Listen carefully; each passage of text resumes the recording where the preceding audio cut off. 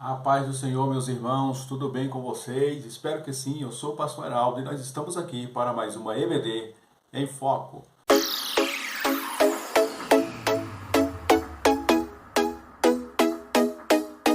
Meus queridos irmãos, lição de número 5: a justiça moral e ética no reino de Deus. Vamos para a lição?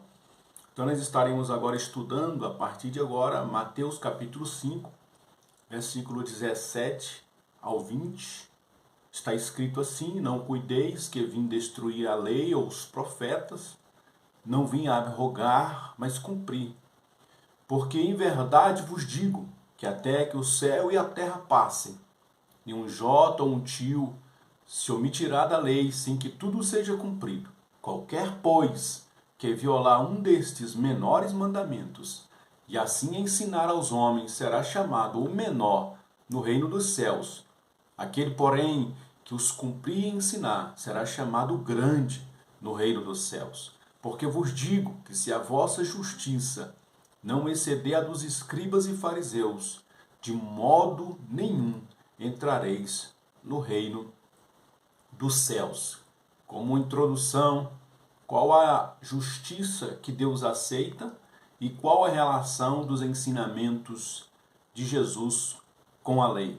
Jesus responde a essas perguntas com afirmações categóricas ao confrontar a interpretação legalista e externa dos fariseus. Então a introdução já nos diz que a gente vai ter que responder a essas duas perguntas aí para a gente poder chegar na alma dessa lição, na essência dessa lição. Qual que é a justiça que Deus então aceita? Se ele não aceitava a justiça dos escribas e fariseus, qual que é a justiça que Deus então aceita? Jesus vai nos mostrar qual que é ela e qual é a relação dos ensinos de Jesus com a lei. Uma vez que os fariseus e que os escribas diziam que Jesus era possuído por Beelzebul, ele não era dirigido por Deus. Então, qual que é o ensinamento de Jesus? Por que que em alguns pontos, muitos deles, para não dizer quase todos, se chocavam com os ensinos dos escribas e fariseus, ao ponto deles dizerem que Jesus, na verdade, fazia o que fazia porque era possuído por Beelzebul. Vamos então para a nossa lição. Tópico de número 1, entendendo os preceitos da lei. Jesus afirmou que a lei é tão importante que nem sequer o menor detalhe escrito deixará de se cumprir. Está escrito em Mateus capítulo 5, versículo 17 até o versículo de número 18, não cuideis que vim julgar ou destruir a lei ou os profetas. Não vim abrogar, mas cumprir. Porque em verdade vos digo que até que o céu e a terra passem, nenhum jota ou um tio se omitirá da lei, sem que tudo seja cumprido. Jesus, na verdade, quando inicia-se o período da graça, até com a igreja cristã, as grandes acusações que a igreja sofria e Jesus passou na mão dos escribas e fariseus era que ele não cumpria a lei de Moisés, que ele desobedecia a lei de Moisés. Né? Então, essas acusações que tanto Jesus sofreu, como a igreja primitiva sofreu ali no seu início, é justamente porque Jesus veio para ensinar o espírito da lei e os fariseus e os escribas, que eram aqueles que estavam com a responsabilidade da interpretação ao povo da lei, desviou o povo do espírito da lei, estavam ensinando preceitos de homens e haviam então feito o povo se desviar da palavra de Deus. Então, obviamente que alguém que conteste isso, que vá para um caminho oposto, vai ser tido como alguém errado e até mesmo chamado de possuído por demônios, né? Como Jesus muitas vezes foi acusado por esses homens. Tópico 1.1, o que é uma lei e para que serve? Lei é um sistema de regras que são criadas e executadas por meio de instituições sociais ou governamentais para regular comportamentos. As leis tentam prevenir ou reprimir certos comportamentos por meio de punição, para que haja equilíbrio. Infelizmente, lei alguma pode mudar o coração humano, mesmo com ameaça de punição. Cristo apresentou uma nova forma de vida, onde tudo começa no interior do coração humano. Mas este é o concerto que farei com a casa de Israel. Depois daqueles dias, diz o Senhor, porei a minha lei no seu interior e escreverei no seu coração, e serei o seu Deus, e eles serão o meu povo. Está escrito isso aí em Jeremias, capítulo 31, versículo 33. Também está escrito em Marcos 7, 21, abre aspas, porque do interior do coração dos homens saem os maus pensamentos, os adultérios, as prostituições, os homicídios. Pois bem, eu vou dar aqui uma ilustração para a gente entender qual que é a função da lei, de qualquer lei.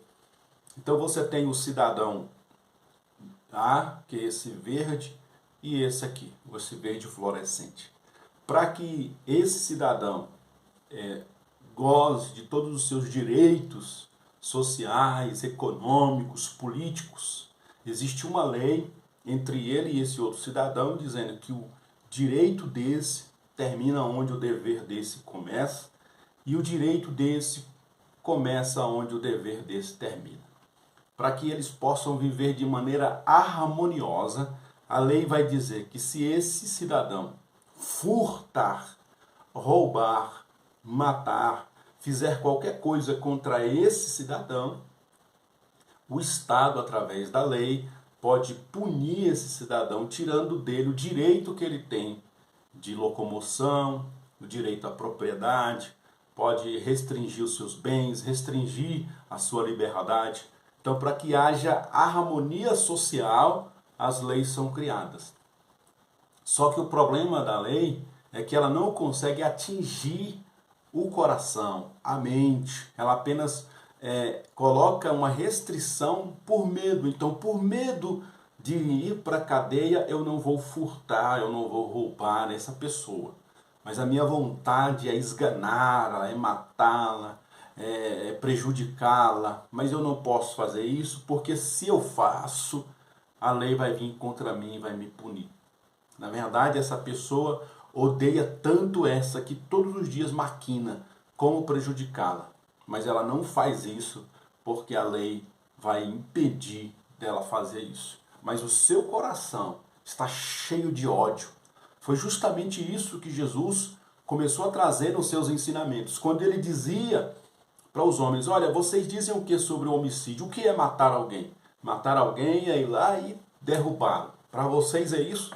Portanto, eu digo para vocês que matar alguém é quando você odeia ele no coração. Você já assassinou. O que é adulterar com uma mulher? É quando você vai lá e consuma o ato? Pois bem, eu digo para vocês o seguinte, se na mente de vocês, se no coração de vocês, vocês já desejarem aquela mulher, já houve ali um adultério, a aliança já foi quebrada. Porque Jesus vai proteger a vida. Então, na verdade, a lei diz que a gente não pode matar alguém, não porque essa pessoa vai ser presa ou pelo medo de ser presa, mas a vida dessa pessoa é importante. Por isso que eu não mato, por isso que eu não furto, por isso que eu não cobiço as coisas dela, porque ela é uma pessoa única para Deus. Cada um de nós é único para Deus, por isso que Deus protege a vida da pessoa através da lei. A lei está aqui para blindar essa pessoa. Não para que essa não faça por medo. Essa daqui não deve fazer por medo da punição ou por medo de um apedrejamento. Essa daqui vai fazer porque ela entende que essa pessoa é amada por Deus. Ela é protegida pela lei de Deus. A lei de Deus veio para proteger a família, para proteger o cidadão, para proteger a criança, para proteger o casamento. Por isso que eu não posso ir contra ele. Não pelo medo da punição, mas porque eu sei que aqui é uma pessoa única para Deus. Vamos para o tópico de número 1.2, o caráter fundamental da lei divina. A lei sempre foi o espelho que protegeu os homens para que não fossem consumidos pela glória de Deus.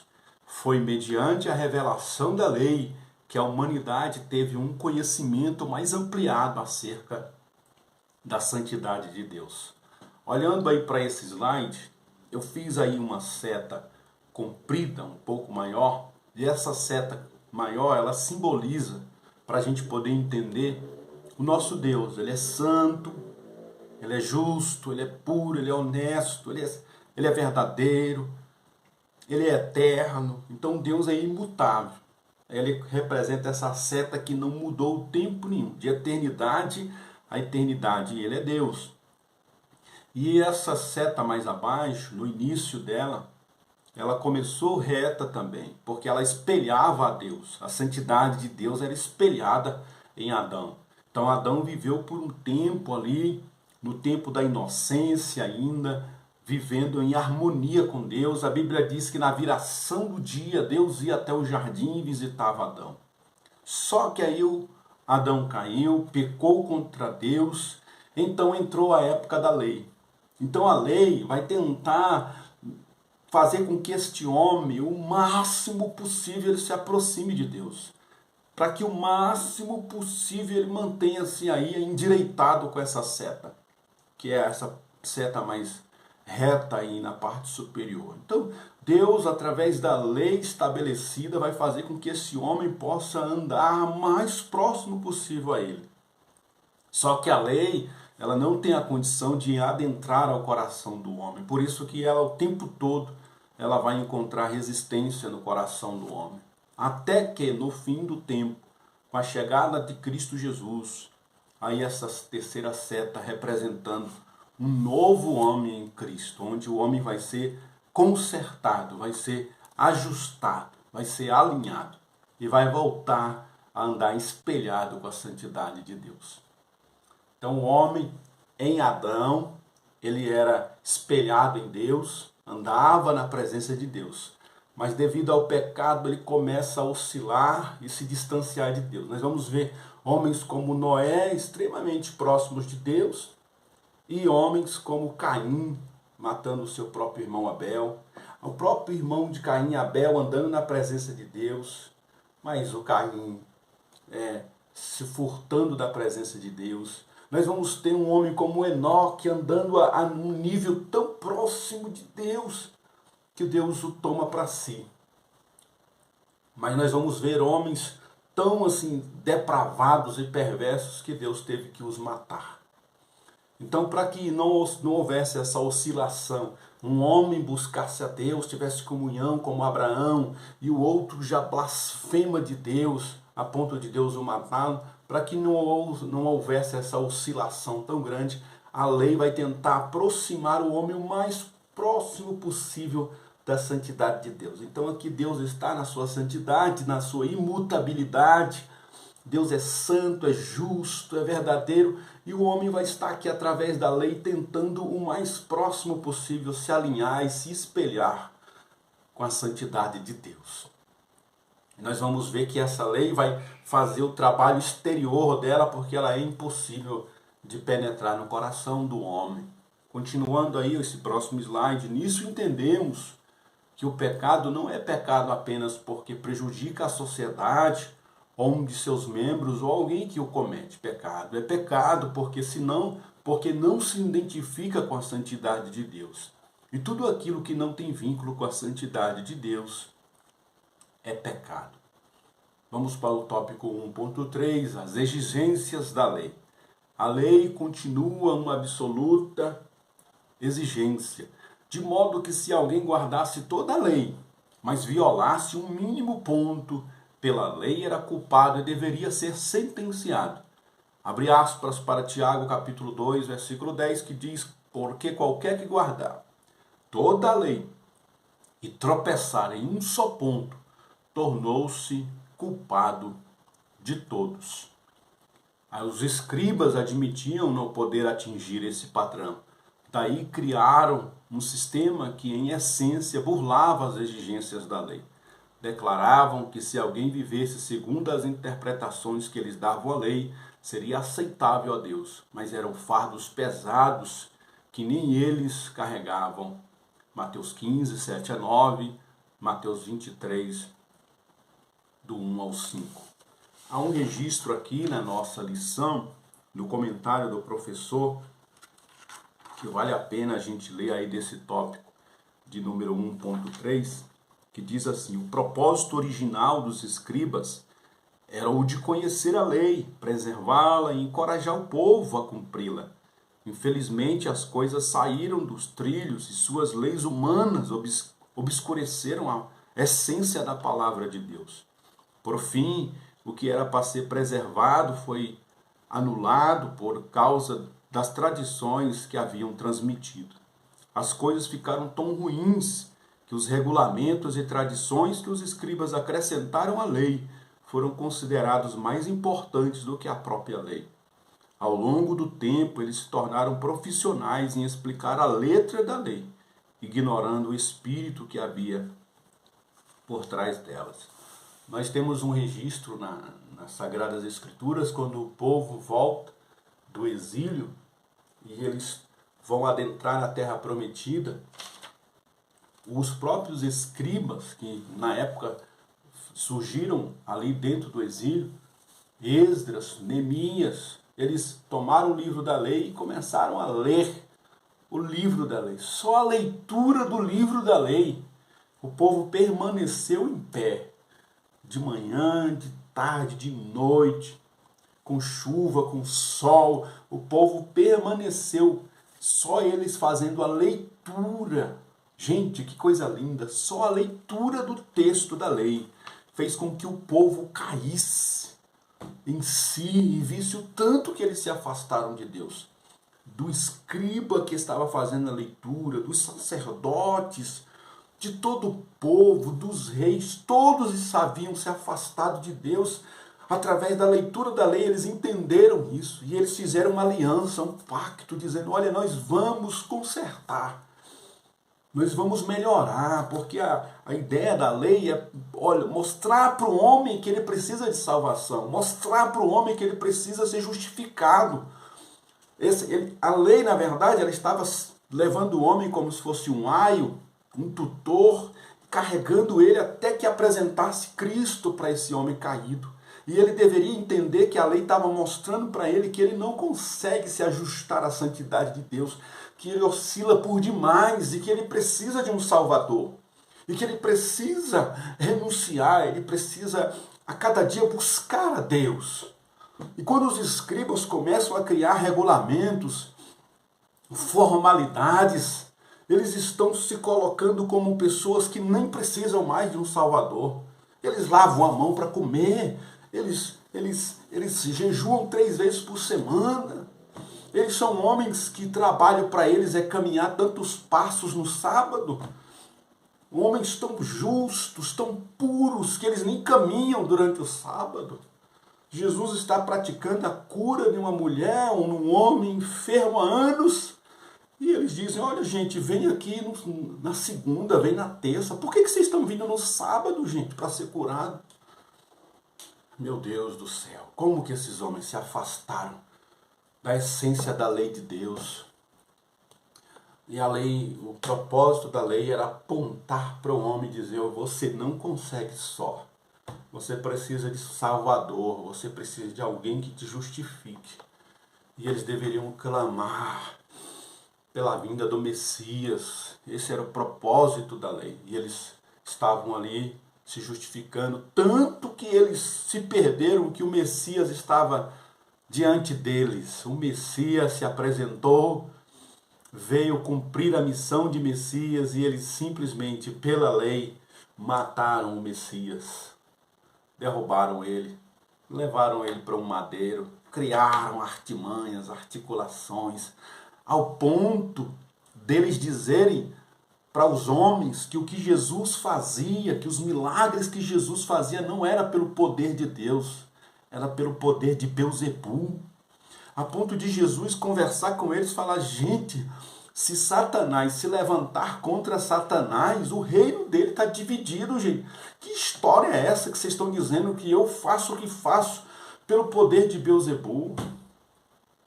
E eles estavam tão afastados de Deus que a cegueira foi tão grande que não teve solução. E eles levaram Jesus à crucificação. Estava escrito, determinado, que Jesus seria morto e crucificado. Mas o sangue dele seria derramado sobre aqueles homens, porque eles rejeitaram o seu Salvador. O único que podia pegar a lei, cumprir a lei e, cumprindo a lei, justificar todos os pecadores. Eles haviam rejeitado o seu Messias. Mas graças a Deus que hoje nós estamos aqui e com muita dificuldade reconhecemos que se não fosse Jesus, nós não conseguiríamos. A lei continua valendo.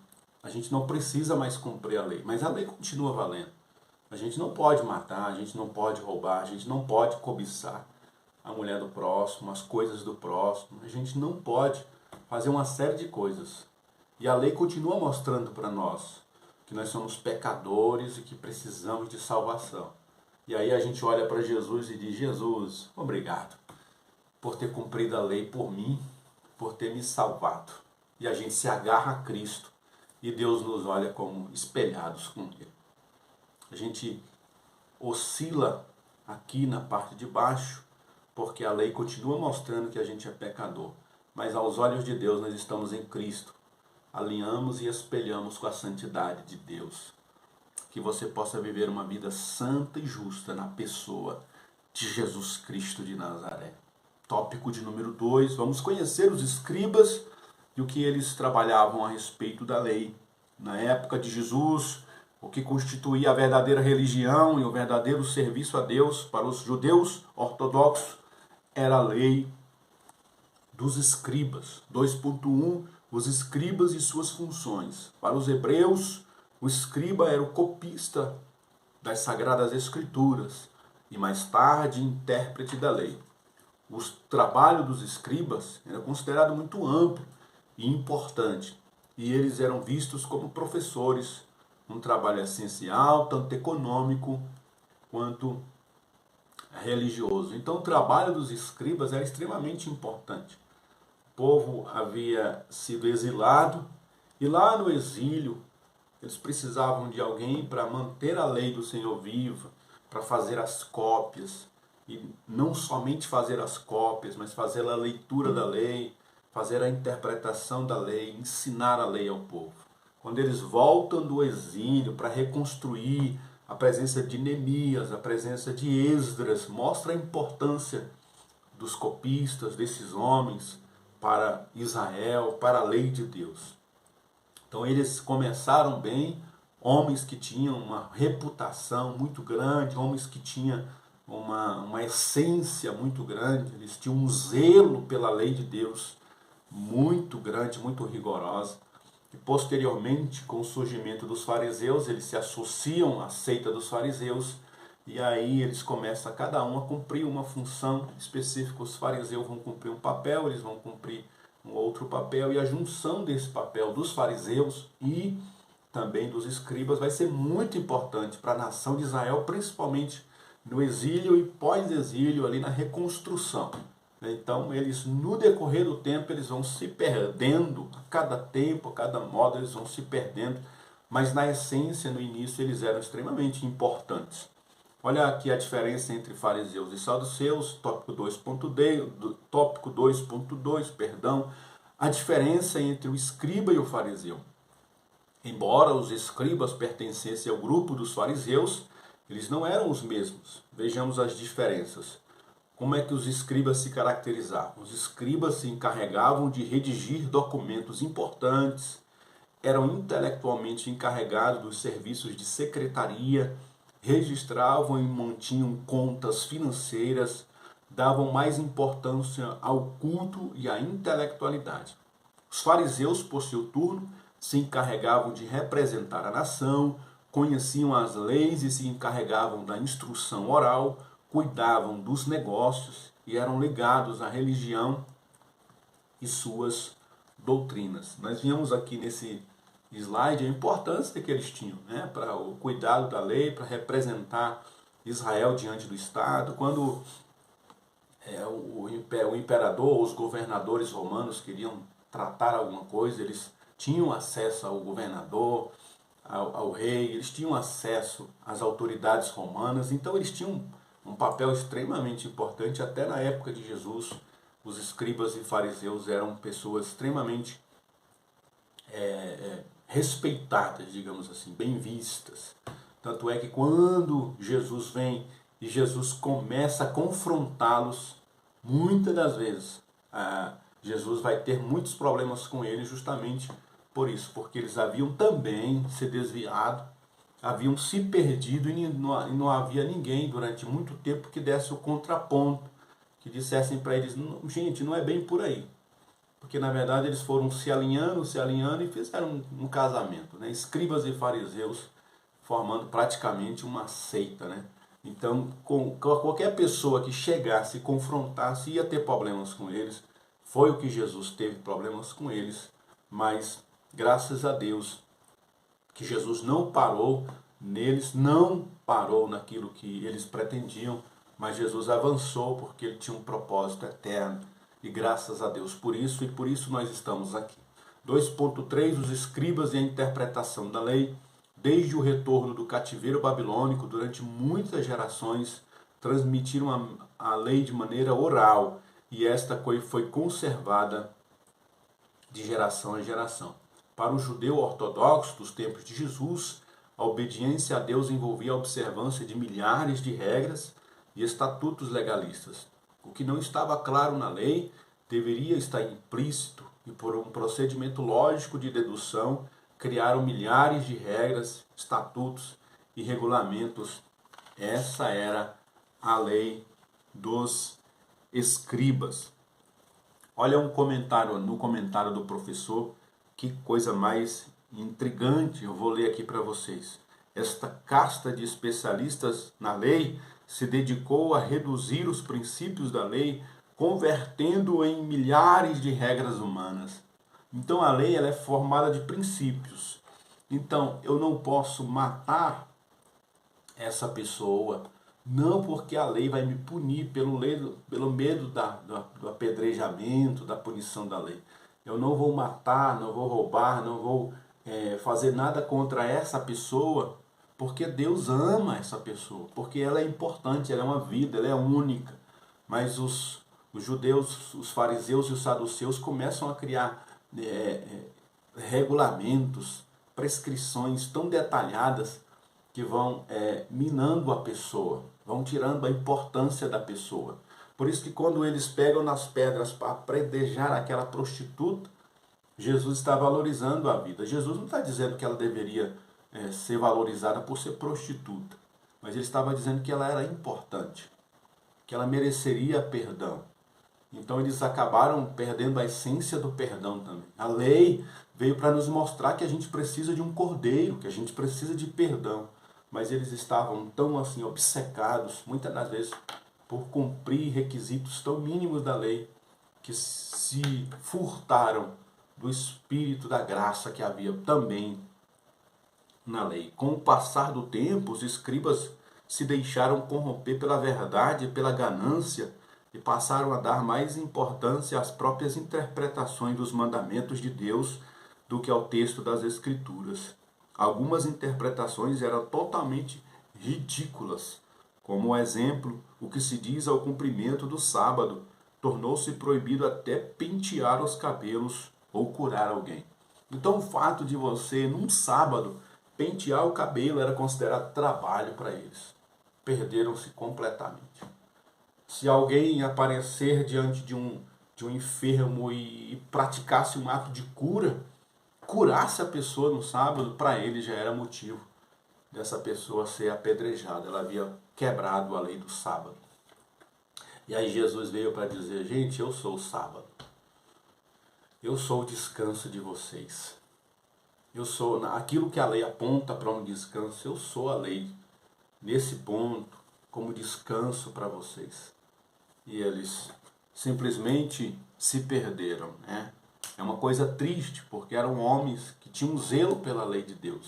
E muitas vezes, irmãos, a gente, por ter zelo pela lei de Deus, pelas coisas de Deus, a gente também pode caminhar por esse caminho, né? A gente já viu muitas pessoas, muitos líderes legalistas, que jogaram muita gente para fora da igreja por causa de detalhes, invenções humanas, por causa de regulamentos humanos, jogaram pessoas para fora da igreja. A gente conhece muitas pessoas que não quer passar nem na porta de uma igreja evangélica, porque na época que ela precisou do abraço, do perdão, ela não encontrou, porque na época que ela deslizou, cometeu um pecado, ou às vezes nem pecado, ela só transgrediu um mandamento humano daquela instituição.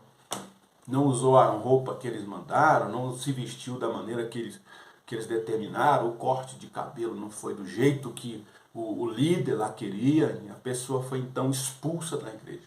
E muitas pessoas não querem mais passar nem perto de uma porta de uma igreja evangélica, porque nos consideram como esses homens, fariseus, hipócritas, cometem várias coisas no obscurantismo, e na hora de abraçar e dar perdão aos outros, a gente não libera o perdão para as pessoas, né? Que Jesus Cristo possa, através da sua lei, da sua graça, mudar o nosso coração para que a gente possa espelhar a santidade de Deus. Vamos avançar para o final dessa lição, tópico de número 3, Jesus Cristo e o cumprimento da lei. A fé cristã era, nos primeiros anos da igreja, percebida como uma nova religião que buscava derrubar a lei ancestral dos judeus. Mas Jesus, de maneira integrante, afirmou que não veio para abrogar a lei, e sim para cumpri-la. 3.1, Jesus não veio anular a lei. Jesus não só cumpre certas funções antecipadas, mas também que sua interpretação das Escrituras completa e esclarece o propósito de lei por meio, ou o propósito de Deus por meio da lei. A ideia de cumprimento da lei vai além da obediência. 3.2, Jesus afirmou que toda a Escritura se cumprirá. Jesus afirma que enquanto o céu e a terra existirem, nenhum jota ou um tio passará da lei, até que tudo seja cumprido. Jesus afirmou que toda a Escritura se cumprirá. Continuando em seguida, Jesus exorta seus ouvintes a não violarem o mandamento, nem mesmo o menor, e ensinando outros a fazerem o mesmo. Este seria chamado menor no reino, enquanto o que cumpre e ensina será chamado grande no reino dos céus. Por fim, 3.3, a justiça do reino. Os escribas e fariseus eram considerados os mais piedosos de todos os partidos políticos, religiosos, devido ao seu rigoroso estatuto e ensino. Eram as pessoas mais importantes na sociedade judaica e, portanto, Jesus estava dizendo que a nossa justiça deve exceder a deles. Então, qual é o tipo de justiça que o Senhor requer de nós, os seus servos? A que vem do coração, não de atos exteriores. Nenhum homem pode entrar no reino de Deus por conta própria ou por justiça própria. A grande bênção da graça divina é que, através do Espírito Santo, o Senhor coloca a sua lei em nosso coração. Já lemos lá no início, Jeremias 31, 33. Somente aquele que experimenta o novo nascimento pelo Espírito Santo tem condições de cumprir tal ordenança. Muito interessante esse tópico 3.3. Na sua essência, Jesus cumpre a lei, cada detalhe da lei, do seu nascimento, ele estava cumprindo a lei, ele foi apresentado no templo, ele cumpriu a lei em todos os requisitos. Mas ele estava também ensinando o espírito da lei, que estava por detrás da lei, era um espírito de graça, de salvação, que apontava para o Cristo. E, na verdade, como eles se perderam, toda a interpretação que viesse contra os escribas e fariseus seria violação da lei. E, na verdade, Jesus, quando cura no sábado, ele está dizendo que no sábado é feito para o Senhor. E o Senhor quer que os homens amem, se abracem, vivam a sua vida de maneira harmoniosa com Ele. Vão ao templo, vão à casa dele, se dirijam à casa do Senhor, à congregação, às sinagogas, adorem ao Senhor. Na verdade, Jesus veio para dizer, eu sou o sábado de vocês. Vocês deveriam estar olhando para mim, me adorando, buscando a mim. Mas se perderam tanto que acabaram perdendo o verdadeiro sentido do sábado. O sábado deles estavam ali e eles estavam preocupados em pentear cabelo, em dar quantos passos se dava. Há uma história que se diz que para o judeu de hoje, o judeu moderno, você apertar o dedo no elevador para subir o elevador já é trabalho. São coisas mínimas, são detalhes, são regulamentos humanos que são criados, mas na verdade não olha mais para o espírito da lei, né?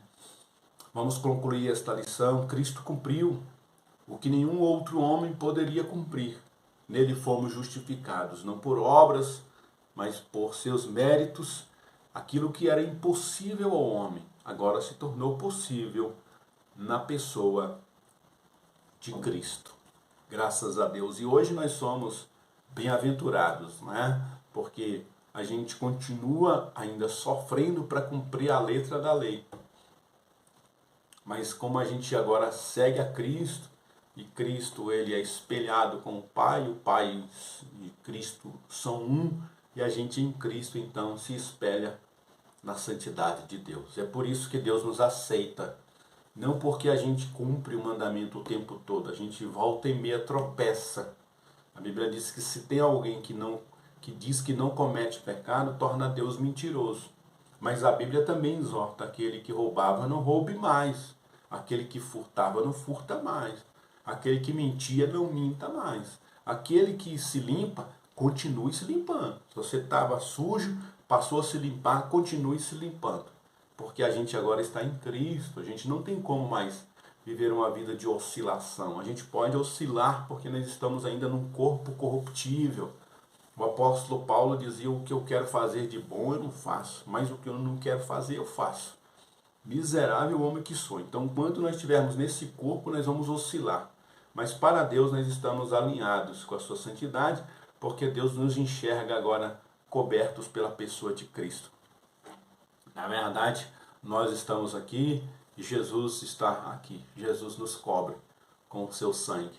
Por isso nós somos alinhados com Deus. Sem Cristo nós estaríamos aqui ainda, tentando por nossos méritos chegar à presença de Deus. Mas com Cristo nós estamos na presença de Deus, não pelos nossos méritos, mas pelos méritos de Cristo. Amém, meus irmãos? Que Deus te abençoe. O slide que eu usei, eu peguei ali do site ebdpanorama.com, vou deixar aqui no link, vou deixar aqui na descrição desse vídeo, o site para você buscar aqui esse slide, fazer a edição aí, como eu fiz a edição em um ou no outro, apaguei um, inseri outro. Você pode ficar à vontade, é autorizado ali pelo site a você fazer isso. Usa, se você tiver esse recurso na sua igreja, use os slides, é muito enriquecedor, tá bom? Vou deixar o slide aqui. Também tem um site que eu sempre acesso para a gente pegar a revista, imprimir numa folha A4 e levar para os alunos que não têm a revista. Um visitante que aparecer, uma pessoa que chegar ali que não tem a revista, é bom você ter uma cópia da revista para levar para a pessoa acompanhar, tá bom? Que Deus te abençoe. Só peço uma coisa para você, deixa aí um joinha, deixa um like aí, que é para o YouTube entender que essa lição foi boa e ela vai recomendar para mais crente, tá bom? Então, quanto mais like você dar para nós crentes, mais crente vai chegar nessa lição e mais pessoas vão ser abençoadas, tá bom? E vamos combinar o seguinte: eu oro por você, você ora por mim e vai dar tudo certo em nome de Jesus. Fiquem todos na paz de Deus. Amém, meu irmão? Deus te abençoe.